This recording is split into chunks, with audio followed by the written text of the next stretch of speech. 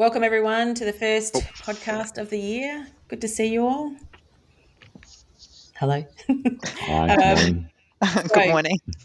What we're going to talk about this podcast is the Wealth Predictions Report. So we hope the listeners have had a look at it. If you haven't had a look at it, head over to the finuragroup.com website. You'll be able to find it there and sign up to have it emailed through to you. There was a few interesting things in the report. Last year we made 4 predictions, and we're going to run through those. And when you look at the report, we've got a bit of a traffic light system where it says didn't happen, partially happened. So we will talk through what did happen with all of those predictions, and then we're going to walk through the 6 that we have for 2023. So let's start with predictions for 2022. Digital advice heats up was the first one. Yeah, this is one I think we gave ourselves an orange marker. Sort of we were half right. I think there was enormous interest in digital advice last year, probably more than any year I've seen historically. And obviously it was no coincidence that the quality of advice review was playing out at the same time, and the digital advice providers were pretty vocal through the entire thing. And I actually think did a very effective job of convincing the reviewer, Michelle Levy, that digital advice is a very viable option to scale advice across Australia. I guess what we didn't see was any real rubber hit the road. So still yet to see any real large super funds, manufacturers, or anyone of significance adopting a truly integrated digital advice model. Seen that in the UK, but not here yet. Lots of people thinking about it, but still yet to see. I think, what we have seen is that definitely a lot of enthusiasm for it, and that is growing. But what we've also seen is those early adopters have pivoted from some of the approaches that they took early on, and things like, digital SOAs as part of the process, where some systems, created some bottlenecks and issues with doing that. And when you're missing that gap of being able to talk to a client, then the need for an SOA and how that works is not obvious. Like it really requires that advisor input. So I think the enthusiasm is there, and I think the frameworks are there. It's just integrating where it sits in the middle. It's not a one or the other. It's still going to be a hand holding with some sort of advisor or human input. And for businesses, I think it's still working out how that happens. Agree, yeah. I think the other aspect there also was that there were probably some organisations that were ready to jump pretty heavily into, a digital advice offering and start exploring what that meant, for their business model and the way they deployed that, from a technology standpoint.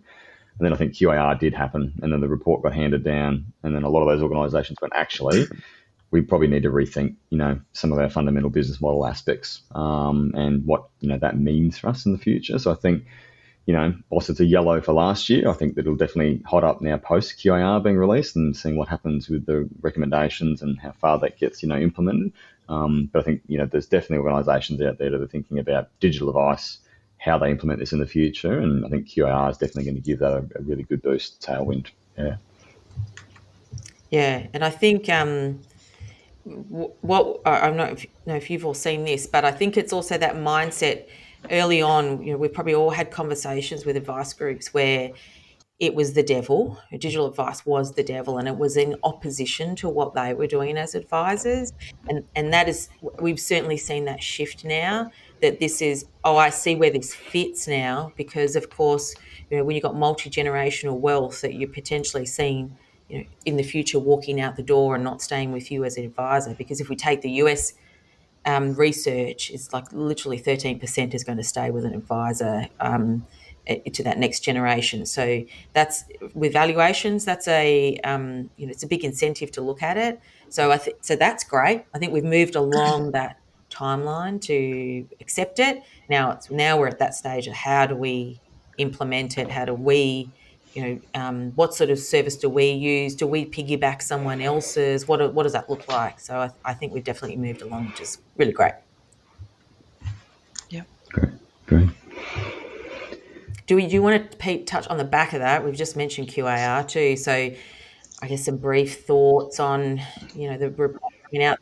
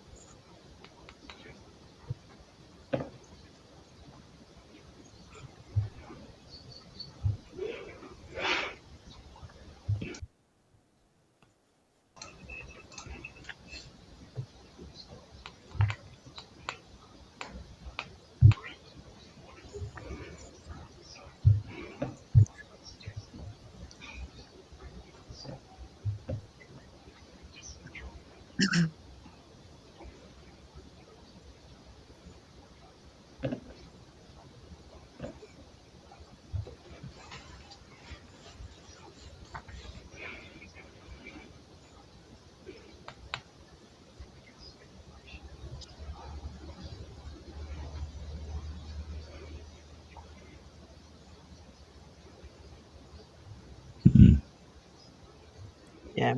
Danni, you speak to a lot of advice practices.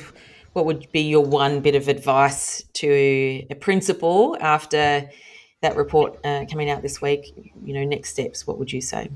Yeah, look, I think probably don't panic yet. And I think sort of remaining calm about what is proposed is that there are, quite a good few things proposed in that report. But I also think, for example, there's a lot of talk out there about getting rid of the advice document or really toning it down. But what I would say to that is that, this industry has come a really long way from a professional perspective. I've been around since the day of the cars and the strategy papers and all of those things that potentially left to not giving advice that was in the best interest of the client and the ongoing compliance issues from that. So I think it still serves a really good purpose in an advice business.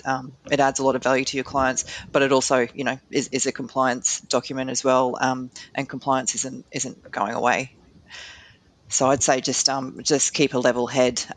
This stuff does take time to change potentially. So I think we just need to focus on what we do, which is serving our clients and running good, efficient practices. Would be my take on that. Yep, great advice. All right, let's move on to prediction number two from last year. Tech becomes the land of the giants. Yes, I think this one was really around, looking at, contemporary CRM providers, so Microsoft and Salesforce. And I think, we've given this one a green light, for last year in terms of, our view from a business perspective, and that, a lot of the businesses we spoke to and worked with last year were very much, thinking about how do they broaden, that multidisciplinary approach to, CRM, and, Salesforce and Microsoft Dynamics, definitely featured pretty heavily in those discussions. And I think, impressively, a lot of those organisations that are, working down this path have sort of gone, well, you know what, we've got some existing advice tech in our business that helps us from a planning perspective.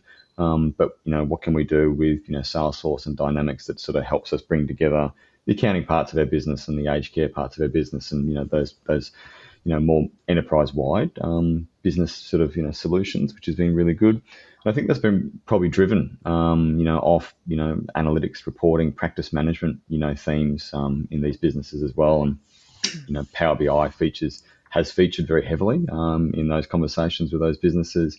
A lot of management reporting is being sort of, led internally now. And so there's sort of, pockets of sort of SMEs or people in these businesses that have, upskilled themselves with analytics, and Power BI is very accessible from an internal perspective. And so I think, Microsoft has definitely led the way in that space there with, people who are already familiar with Office 365 and all of its sort of capability, but sort of broadening their sort of, their reach a little bit into analytics, which has been really good. I think integrations is the other aspect of that as well, and that, we've definitely seen some, businesses like Fin365 and Practify here in Australia, built on those, respective platforms, broaden and deepen their integrations into advice tech with, into Xplan and other solutions as well. So I think that's certainly helped businesses as they sort of thought about a more contemporary CRM approach moving forward as well. So that's been really impressive. It's been really good from our standpoint as well. I think we're probably going to have a bit of a chat about ChatGPT and some AI stuff later in the podcast as well. But when we look at Microsoft and Microsoft Teams, it's very ubiquitous now as well from a remote working perspective and engaging clients. So I think that's an area for us to watch in the future around how practices start to use that sort of broader ecosystem of tools from some of these contemporary providers moving forward in client engagement. So yeah, green light there and that one there, and I think we'll see a lot more, from Salesforce and Microsoft in the next couple of years as well. Yeah, and I think it's all about, like you say, it's about integration. It's about what's going to make it easier. It's keeping information and processes within tools that you're already using,